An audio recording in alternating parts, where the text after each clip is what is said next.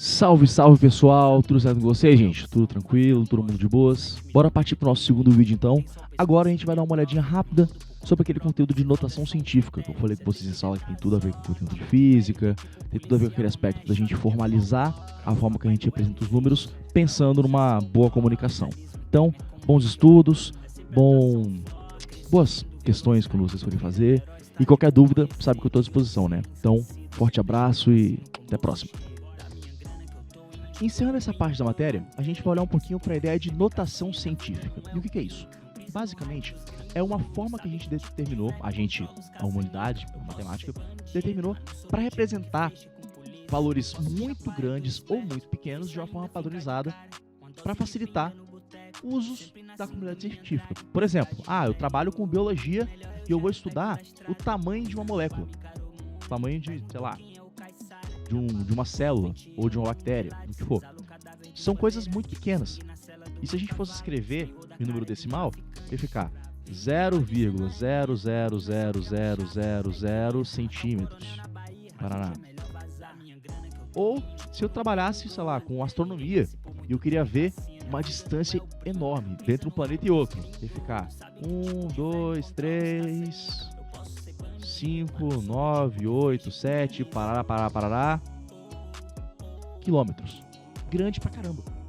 Então, para facilitar isso, a forma de a gente se comunicar e de expressar as informações, a gente tem o que a gente chama de notação científica. E basicamente o que é? A gente pegar um número muito grande e escrever com potências de 10. Por que potência de 10? Porque a potência de 10, ela tem a ver com a quantidade de zeros que vai ser usado. Porque 10 elevado à primeira potência é 10. 10 ao quadrado é 100. 10 à terça potência é 1000. 10 elevado à oitava potência, 1 e 8 zeros. Então isso dá uma noção pra gente do que a gente chama de ordem de grandeza. E é isso que a gente vai fazer aqui. Para entender bem como é que isso funciona, eu vou pegar alguns exemplos que eu anotei aqui que podem ser úteis para a gente ilustrar a nossa ideia. Apagando tudo aqui bonitinho, parará.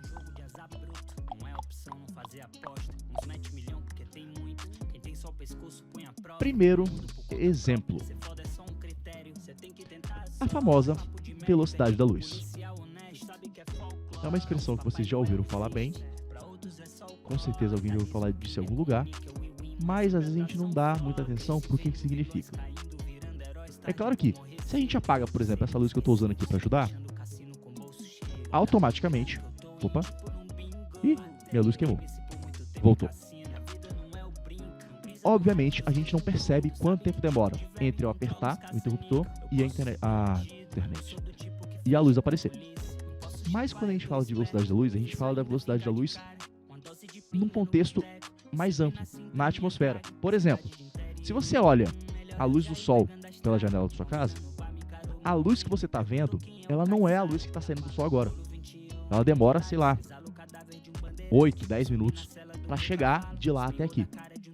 E aí, para a gente entender como que isso acontece, a gente vai observando quanto que vale a velocidade da luz. Ou seja, quantos quilômetros que a velocidade percorre em determinado período de tempo. Nesse caso aqui, a gente vai usar a unidade de quilômetros por segundo. E aí, escrevendo de forma maior, ficaria 300.000 quilômetros por segundo. Rápida pra caramba, né? Mas é um número muito grande, né? É um número de 6 dígitos. E aí, pra gente facilitar a nossa vida, a gente escreve isso como 3,0 vezes 10 à quinta potência, porque são 5 zeros, quilômetros por segundo. Por que a gente usou 3,0 e não só 3? Porque o padrão que a gente definiu para facilitar a nossa comunicação é uma casa antes da vírgula e o resto após a vírgula. Mas no mínimo, uma casa após a vírgula. E é assim que a gente vai fazer com os outros exemplos também. Como outro exemplinho básico é o que a gente chama de unidade astronômica. O que é a unidade astronômica? É um padrão definido, para a galera também facilitar a comunicação, que está baseada, vou botar a siglinha UA, ela é baseada na distância entre a Terra e o Sol. E essa distância é de 149 milhões e 600 mil quilômetros. Coisa pra caramba, né? Muito longe. É claro que, para facilitar a nossa escrita e não usar 9 casas decimais, a gente vai escrever 1,496 vezes 10. Ficou parecendo um coração, mas eu quero um pontinho. Vezes 10 elevado à quinta potência também. Suave, né, gente? Opa, um errinho. Quinta potência não. Por quê? Não é a quantidade de zeros.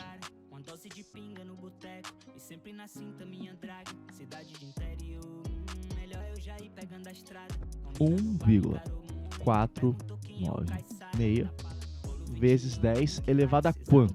Elevado à quantidade de casas que a gente vai ter que acrescentar.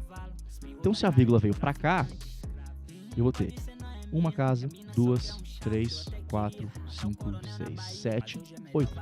Então, é 1,496 vezes 10 a oitava quilômetros. Facilita também para a gente ter uma noção da grandeza entre as coisas. Claro que aqui são dois valores de unidades diferentes. Uma é uma velocidade e outra é uma distância. Mas a gente consegue ter uma noção olhando só para o expoente para ver qual é a diferença. No caso aqui, se demoraria muito tempo para a luz viajar entre a Terra e o Sol. Ou, no caso, o Sol e a Terra, né? Ou, por exemplo, se eu quiser comparar a distância do Sol para a Terra com, sei lá, do Sol para Júpiter, que vai ser, obviamente, muito maior, porque é muito mais longe do sistema solar. Outro exemplinho que abre bastante discussão. Eu não sei se vocês já ouviram essa palavra em algum momento, eu tenho quase certeza que sim, que é o nosso famoso bit. E não é bit de música, mas é bit de unidade de dados na internet.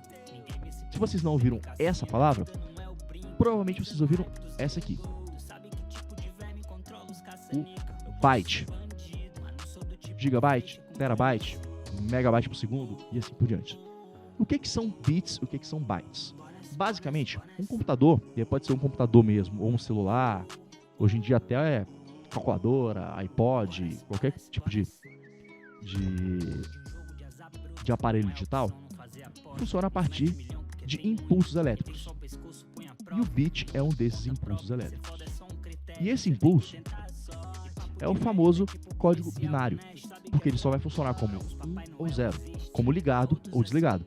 É como se fosse um sensor que recebe impulsos de agora liga, agora desliga, agora vale, agora não vale, sim, não, sim, não, sim, não.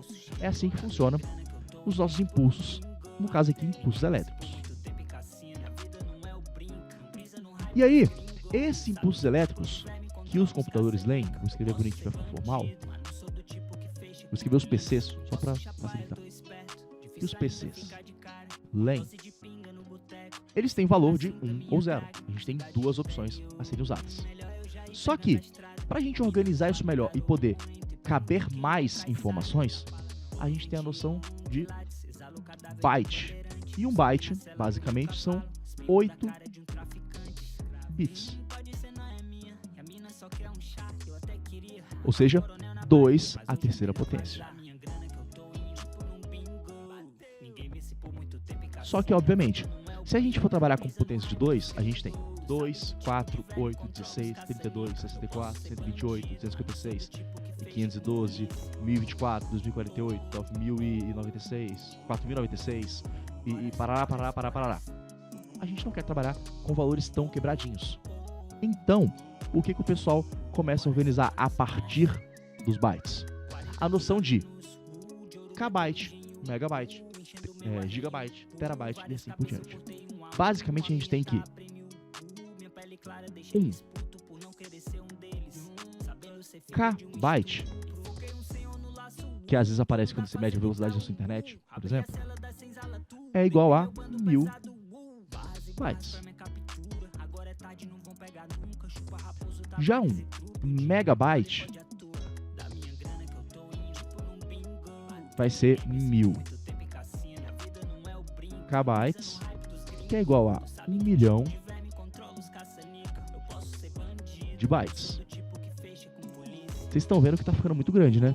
Se eu pegar 1 giga, por exemplo, que é uma boa unidade para memória do celular, franquia de internet e tudo mais, 1 gigabyte são 1000 megas, que são 1 milhão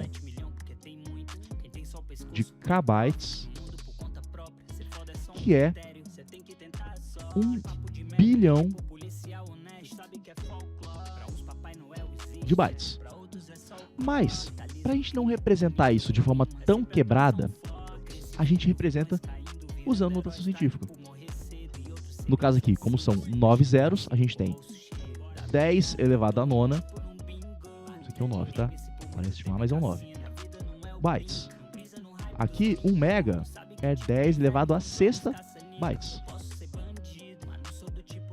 Enquanto 1 kbyte é 10 à terceira bytes.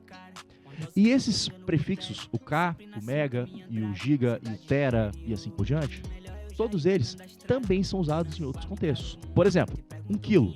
1 quilo é 1 quilograma. 1 quilômetro, 1 quilômetro. E assim também a gente tem notações para baixo, para cima ou para baixo. E aí a nossa ordem é, primeiro, o quilo, depois o mega,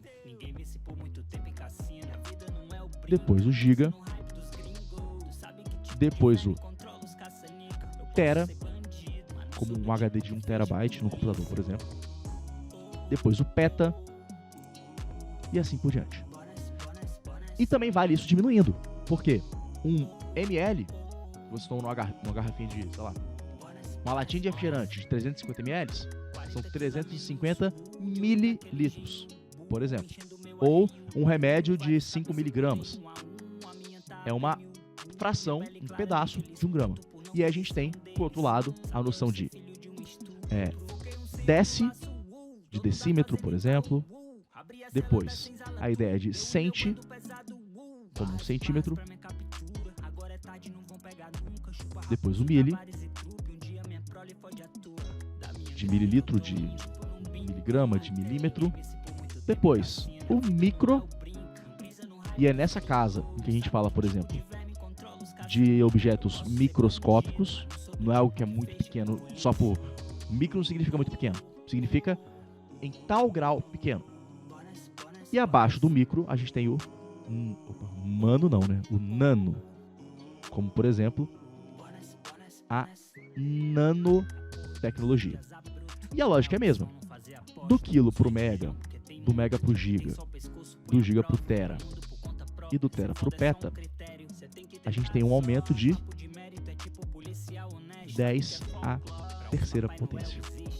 E já descendo aqui, desce pro centi, do centi pro milli, do milli pro micro, do micro pro nano, a gente passa a ter os expoentes negativos. Desce pro centi, é 10 elevado a menos 1, centi pro milli, também é 10 a menos 1, e a partir daqui a gente passa a ter 10 elevado a menos 3 e 10 elevado a menos 3. E do nano para baixo, a gente vai seguindo e diminuindo cada vez mais. Lembrando que sempre a gente pegou alguns exemplos para poder ver, só que isso aqui vai seguindo, aumentando para um lado ou diminuindo para o outro, da mesma forma. Tranquilaço, né, gente? Então é isso aí, espero que vocês tenham conseguido entender legal. Qualquer dúvida, né, repetindo mais uma vez, eu estou à disposição. Bons estudos e vamos que vamos. Pode ser, não é minha. E a mina só quer um chá. Eu até queria matar um coronel na Bahia, mas hoje é melhor vazar. Minha grana